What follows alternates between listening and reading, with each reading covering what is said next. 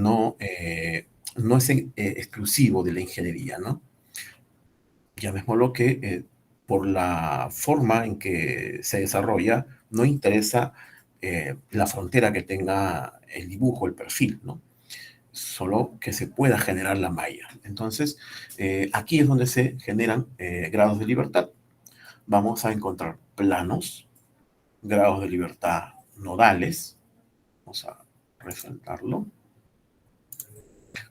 Vamos a encontrar, como le decía, planos, elementos de viga de 3 grados de libertad. Cuando hablamos de viga, lo va a llamar el programa en 2D, y cuando esto se vea en 3D será pues un elemento completo como un muro, ¿no? Pero en 2D será como una viga, ¿no? Es un parámetro de dibujo técnico, pero lo usa hábilmente elementos finitos. Y usa pues la teoría de vigas de Mindlin. Elementos de interfaz vamos a llevar a 2 grados de libertad nodales con un elemento de espesor 0, ¿no? Es solamente una línea representativa. Y además también elementos de varilla, ya que aquí vamos a ver esencialmente anclas, georrefuerzos o puntales que pueden llevar a incrementar tal vez el factor de seguridad, si es que vamos a diseñar de repente un túnel, el techo de un túnel asegurando el túnel, o un talud asegurando el talud, ¿no? Entonces, esa facilidad nos da Geo5, de poder hacer el diseño de esa manera. Bien, podemos ver también vigas en 2D, igual muros en 2D, que es lo que les estoy explicando. La flexión y rigidez normal va a ser tomada por metro lineal. Tipos predefinidos de sección transversal y materiales. Y cuando habla de materiales, vamos a tocar no solamente el elemento que va a constituir el análisis, sino los perfiles o vamos a llamarlo también formas de calcular, ¿no? Los elementos constitutivos, que algunos lo llaman de esa manera.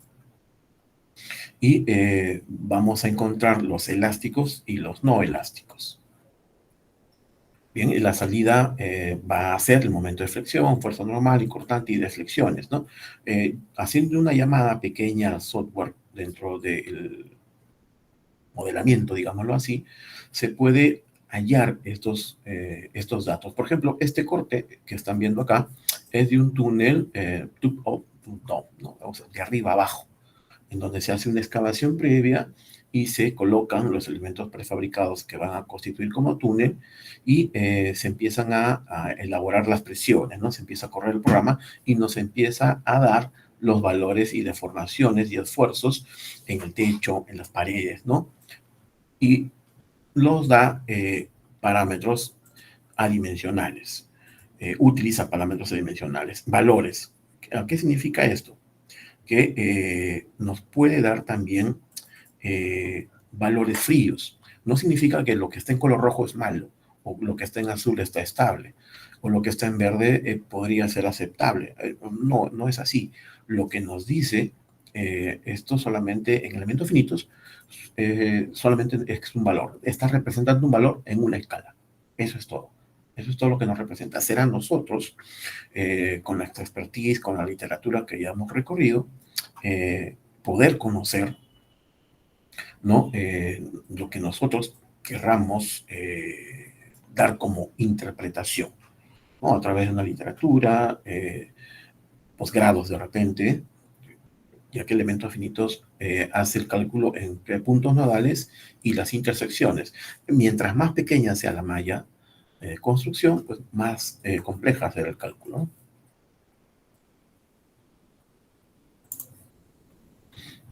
Dentro de elementos finitos de Geo5 se tiene pues la opción de poder darle a este muro, por ejemplo, una pila, un muro de pilotes, micropilotes, o de concreto, un muro de concreto, ¿no? Se puede diseñar conforme tú lo tengas a la mano. Es más, también se pueden implementar tablestacas, ¿no?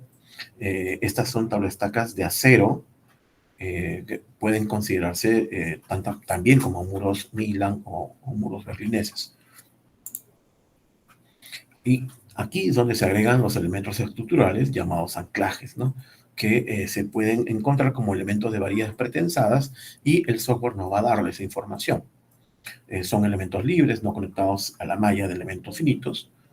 Van a estar independientes de la topología y se pueden agregar a cualquier etapa de construcción. Geo5 tiene la facilidad para todos sus módulos que agrega etapas de construcción y tú puedes ir haciendo un seguimiento de esta etapa punto a punto y elemento por elemento, ¿no? Sin la necesidad inclusive en elementos finitos de respetar, digámoslo así, el proceso constructivo, ¿no? Puedes tú volver a iterar o puedes tú regresar a un elemento para ver su comportamiento y desde ahí tú ir quitando o añadiendo etapas que te van a servir a tu análisis, ¿no? El análisis matemático es puro, este es un elemento numérico prácticamente. Y los elementos estructurales pues estarán definidos por fuerza de pretensión, resistencia a la tracción y rigidez a la tracción cuando estamos agregando anclajes, ¿no? Y desde ahí se van a encontrar pues los nodos, un punto nodal, por debajo de la línea nodal y dentro del elemento per se en un área, ¿no? Significa que lo va a representar de esta manera. Por eso es que Geo5 hace estos puntos, ¿no? Construye estos puntos nodales y construye la malla. Para a través de esa malla discretizar las ecuaciones y llevar al algoritmo y encontrar e iterar los valores que se necesita dentro del reporte que vota, ¿no? Que tiene un reporte de tensión total, de formación total, de formación en el punto, en X, Y, Z, con sismo, sin sismo, sismos sintéticos, sismo tiempo historia, sismos de espectroaceleración. Todos esos elementos se pueden cargar a elementos finitos. Y este es un ejemplo cómo el anclaje actúa, ¿no? Lo que ven aquí es todo la malla de elementos finitos. Este es el muro donde se ha refinado la malla para darnos más detalle, que es el punto que nos interesa. Y agregamos nosotros el anclaje y le podemos dar una configuración externa al programa para que nos dé el detalle de la tensión de la barra o del bulbo tal cual. Y después que nosotros hagamos el análisis, nos va a dar la tensión en la punta, en este ejemplo, y en el bulbo, ¿no? Que en alguna literatura lo van a encontrar como raíz. Y aquí en el Perú al menos se usa la de 127 milímetros para este tipo de anclajes y se usa mucho la teoría de Bustamante, ¿no? Para hallar estos cálculos. Los elementos estructurales se pueden agregar también como geotextiles, geomallas, elementos de barras libres, independientemente de la barra de elementos finitos, ¿no? Y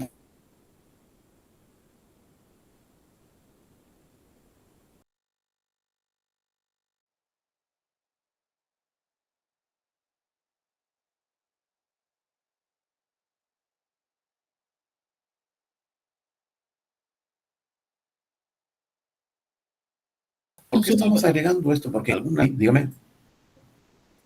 Disculpe, se le había ido el audio, pero ya estamos Ok, escuchando. sí, se pone irregular en una parte.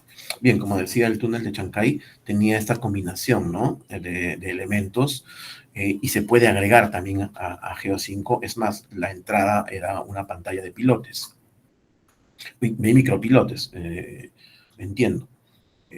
Y también se puede agregar y se puede hacer el cálculo integrándolo al túnel, ¿no? Se puede también agregar pernos o se puede agregar otro tipo de anclaje que se puede usar en minería.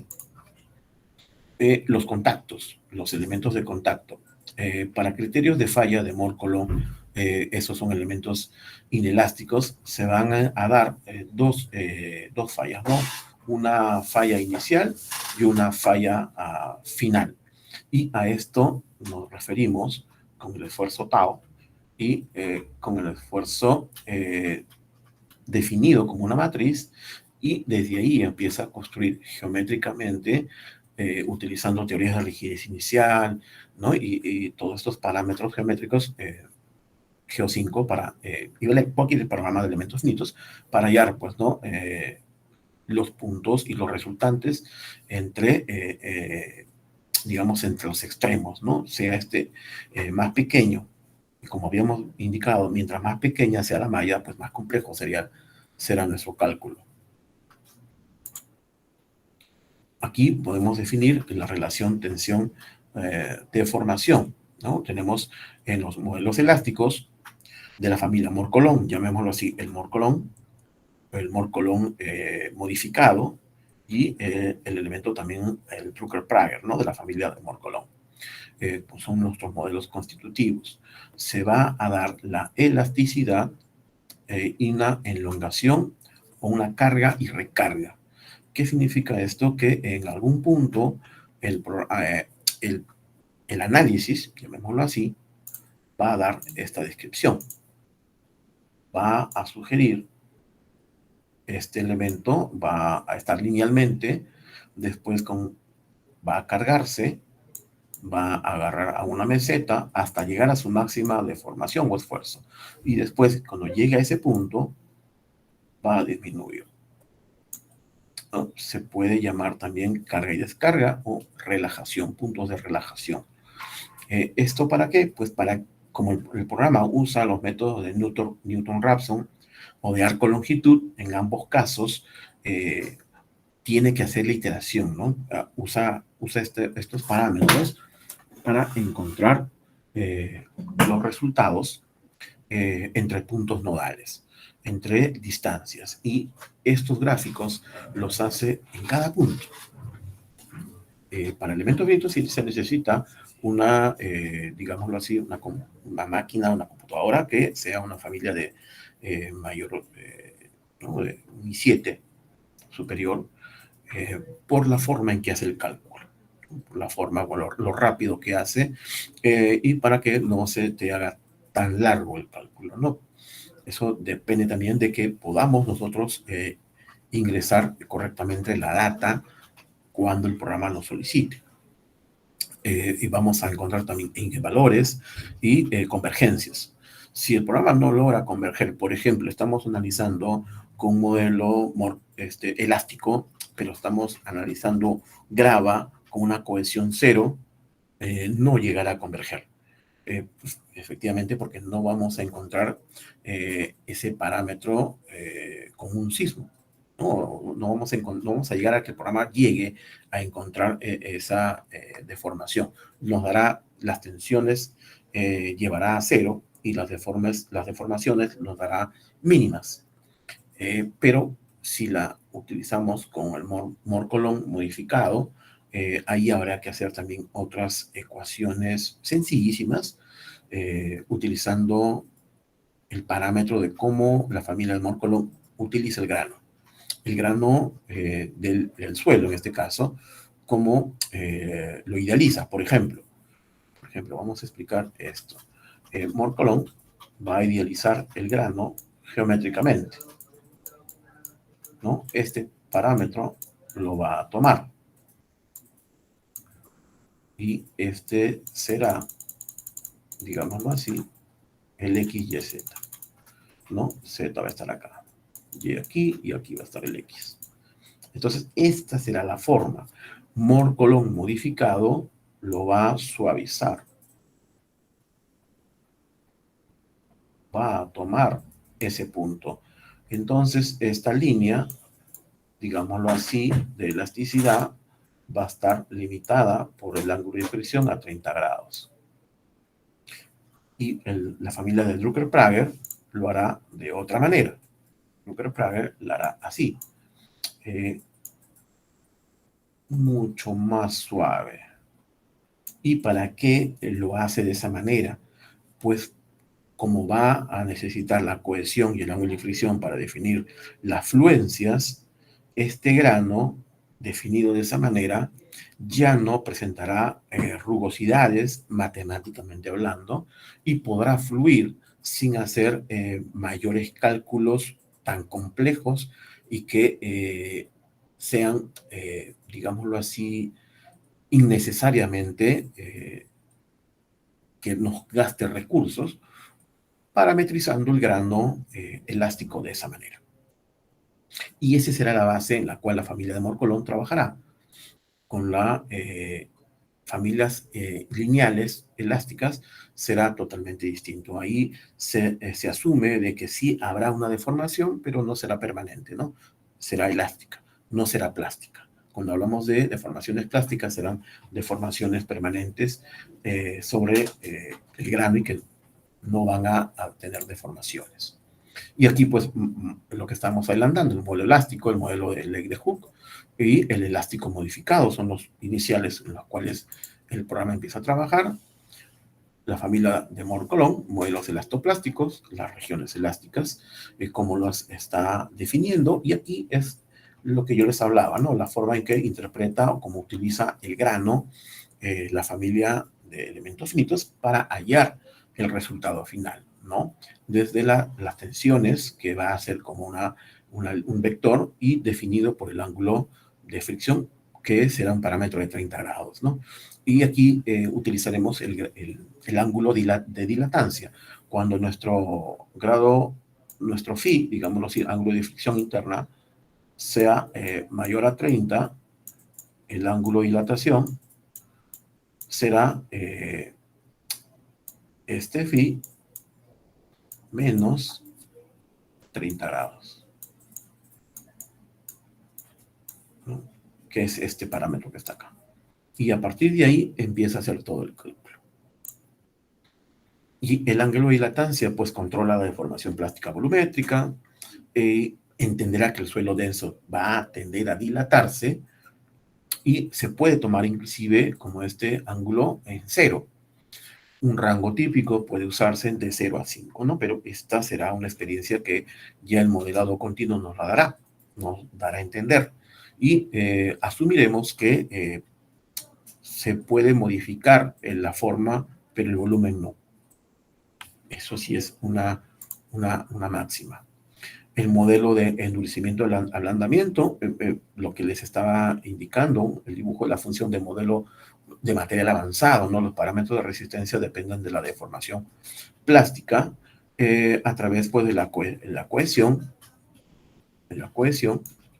y del ángulo de fricción interna, definida como función lineal por partes.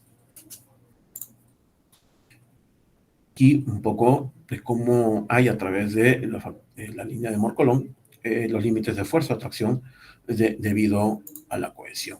Y el último modelo constitutivo es el modelo de estado crítico. Define el estado del suelo en grado de compacidad en una tasa nula. El cizallamiento, dilatación de arena densa, la compactación de arena suelta, y aquí ya viene otro parámetro, ya no es el can clay, ya no hay cohesión, ¿no? Aquí ya estamos hablando de arena, entonces debemos usar el estado crítico. La rigidez depende de la tasa nula, del estrés, y los parámetros de materiales no estándar serán necesariamente obtenidos desde el laboratorio o de pruebas in situ, ¿no? Los modelos de estado crítico, la arcilla hipoplástica, y aquí un poco lo que también les estaba hablando, cómo cómo gráficamente toma el modelo del grano, y a partir de esa teoría empieza a construir toda la geometría para hallar el algoritmo que nos dé el resultado. Y nuevamente, cómo se toma el grano, ¿no? Esto tiene que ser básico y entendible para poder entender cómo trabajan los elementos finitos. La forma como toma el grano será, pues, un punto importante, ¿no? Drucker-Prager será todo lo que está en rojo, es prácticamente un redondo.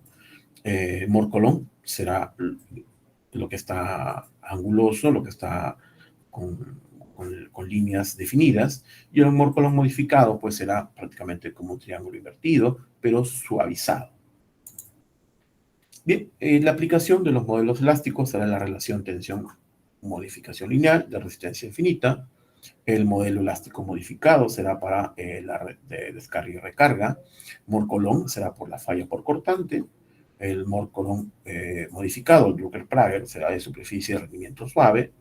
Y modelo estado crítico para suelos muy sueltos, densos, de tensión volumétrica significativa. Y aquí ya podemos entrar un poco al tema del túnel, ¿no? Que es necesario entender la teoría básica para poder saber cómo va a trabajar y por qué se representan estos mapas de calores, ¿no? Y aquí el efecto del tamaño de la moda. Se va a tener un análisis elástico simple de una excavación somera, por ejemplo, aquí, y cómo se representa, ¿no? Cómo nos va a dar los valores. Si tienes toda este perfil, pues será solamente lo que te va a dar como representativo a tomar en cuenta, ¿no? La parcela horizontal de desplazamientos también se puede hallar, y el análisis elástico de excavación de túneles. Acá también será necesario tomar solo lo que nos va a representar, ¿no? Aquí se va a aparecer a los asentamientos, va a generarse un tipo de campana de subsidencia, ¿no? Y nos va a dar las deformaciones por la excavación. Es más, nos va a dar aquí una deformación muy significativa.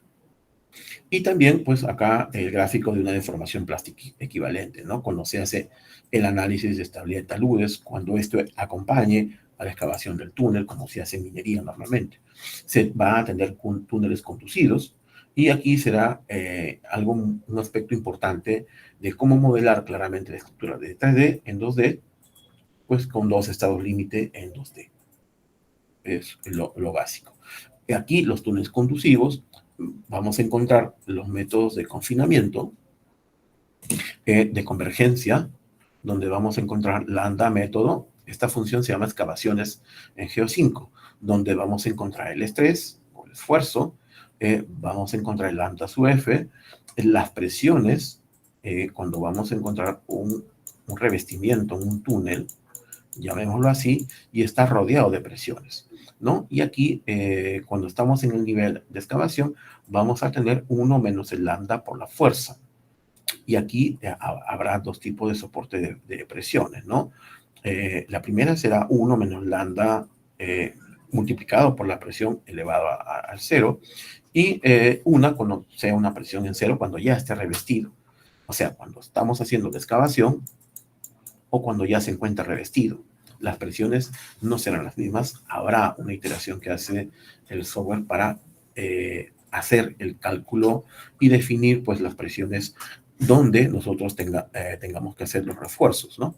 Y aquí, cuando ya estamos en el software, estamos analizando nuevamente los cortes, y ya tenemos nuestras mallas de elementos finitos constituidos, ya entendemos cómo se genera todo el parámetro. Vamos a hallar las excavaciones iniciales, y lo que ven aquí punteado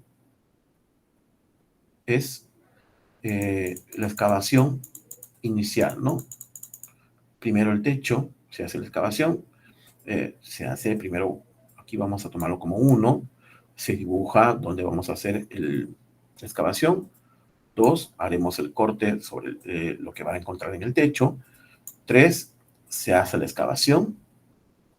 Y 4, se hace el reforzamiento, un reforzamiento teórico, ¿no? Y estos anclajes van a estar unidos al terreno, y el terreno está unido a la malla, ¿no? Entonces, per se, no se comporta directamente o no se discretiza el anclaje.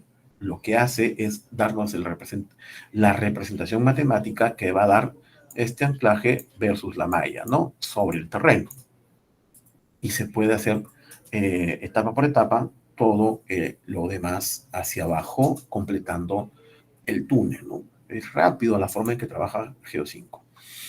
Vamos, cuando no encontremos una línea de no resolución, pues al momento de hacer la iteración, vamos a encontrar un esquema de iteración Newton-Raphson, que va a ser el más a menudo utilizado. Puede fallar cuando esté cerca de la carga límite, puede fallar cuando el incremento de carga es demasiado grande también. o cuando la cohesión es, no exista una cohesión aparente, ¿no? Cuando no tengamos un suelo que tenga esa resistencia, Newton-Raphson no va a poder trabajar. Ya tendremos que llevarlo al de carga crítica. Y el método de longitud de arco será útil buscar la carga máxima o límite. En general consume más tiempo, perdón, de cálculo, mucho más que el de Newton-Raphson. Puede fallar cuando el incremento de carga es demasiado grande también. Ambos métodos se pueden combinar con el método de búsqueda de línea para estabilizar el proceso de iteración. Ya es un tema matemático que en algún momento espero llevarlo ya como un taller presencial a la universidad y poder darles también esa, esa teoría básica, ya de verlo en sí, cómo se modela, ¿no? Ya con workshop. Bueno, hasta aquí, estimados, preguntas, por favor.